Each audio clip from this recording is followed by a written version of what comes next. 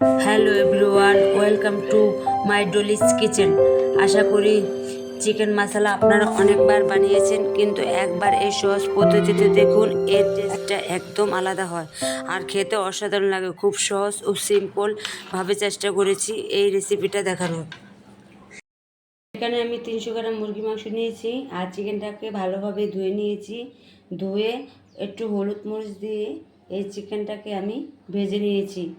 এখন আমি চিকেনটাকে রান্না করব। চুলায় একটি কড়াই বসিয়ে দিয়েছি। এখন কড়াইয়ের ভিতর পরিমাণ মতো তেল দিয়ে দিচ্ছি পরিমাণ মতো পেঁয়াজ কুচি। এখন একটু নেড়ে চেড়ে দিচ্ছি। দিয়ে দিচ্ছি আস্ত গরম মশলা। এখন একটু নেড়ে চেড়ে দিচ্ছি। আর এখন আমি পেঁয়াজটাকে বাদামি কালার করে নিচ্ছি। দিয়ে দিচ্ছি আস্ত কাঁচামরিচ। দেখুন আমার পেঁয়াজটা বাদামি কালার হয়ে গেছে। এখন আমি দিয়ে দিচ্ছি 1 টেবিল চামচ পেঁয়াজ বাটা। দিয়ে দিচ্ছি আদা বাটা 1 টেবিল চামচ, আদা রসুন বাটা। দিয়ে দিচ্ছি 1 টেবিল চামচ চিলি সস। দিয়ে দিচ্ছি 1 টেবিল চামচ ওয়েস্টার্ন সস। দিয়ে দিচ্ছি 1 টেবিল চামচ টমেটো কেচাপ।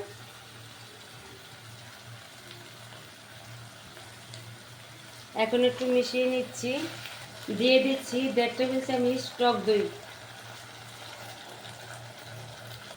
আবারও নেড়ে চেড়ে দিচ্ছি আর আদা রসুনের সাথে মিশিয়ে নিচ্ছি। আর দিয়ে দিচ্ছি স্বাদ মতো লবণ। দিয়ে দিচ্ছি 1 টেবিল চামচ হলুদের গুঁড়ো। দিয়ে দিচ্ছি 1 টেবিল চামচ মরিচের গুঁড়ো। দিয়ে দিচ্ছি আধা চামচ গরম মশলার গুঁড়ো। দিয়ে দিচ্ছি 1 টেবিল চামচ জিরার গুঁড়ো। দিয়ে দিচ্ছি 1 টেবিল চামচ ধনের গুঁড়ো। দিয়ে দিচ্ছি 1 টেবিল চামচ দুধের গুঁড়ো। দিয়ে দিচ্ছি 1 টেবিল চামচ চিনি। এখন আমি সবগুলো মশলা মিশিয়ে নিব।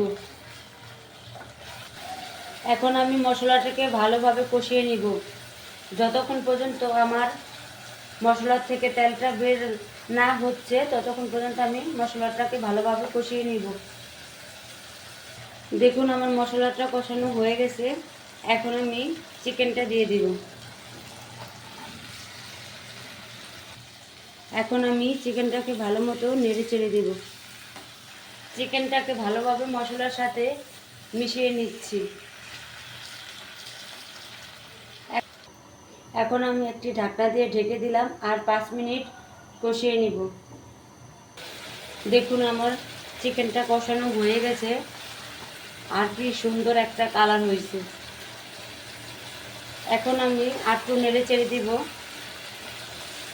এখন আমি চিকেনের ভিতর পরিমাণ মতো পানি দিয়ে দেব।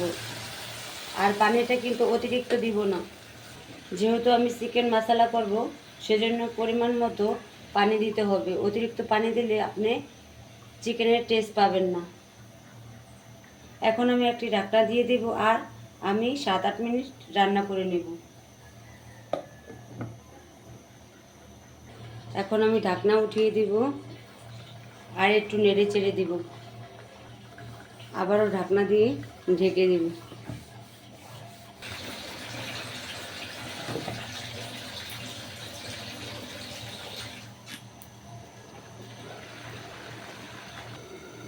এখন আমি ঢাকনাটা উঠিয়ে দিব। এখন আমি একটু নেড়ে চেড়ে দিব। দেখুন আমার চিকেন মশলা হয়ে গেছে। এখন আমি চিকেন মশলাটাকে নামিয়ে ফেলব। দেখুন আমার চিকেন মশলা হয়ে গেছে। এখন আমি চুলা থেকে নামিয়ে ফেলব। তৈরি হয়ে গেল আমার চিকেন মশলা। কতটা পারফেক্ট হয়েছে আমার চিকেন মশলা। কত সুন্দর ও সহজভাবে আমি এই চিকেন মশলাটা তৈরি করছি। আমার রেসিপিটা যদি আপনাদের ভালো লেগে থাকে তাহলে অবশ্যই আমার চ্যানেলটাকে আমার রেসিপিটা যদি আপনাদের ভালো লেগে থাকে তাহলে অবশ্যই আমার ভিডিওটা দেখবেন। আর আমার ভিডিওটা ভালো লাগলে আমার চ্যানেলটা অবশ্যই সাবস্ক্রাইব করে দিবেন। এখন বিদায় নিচ্ছি, সবাই ভালো থাকবেন, আল্লাহ হাফেজ।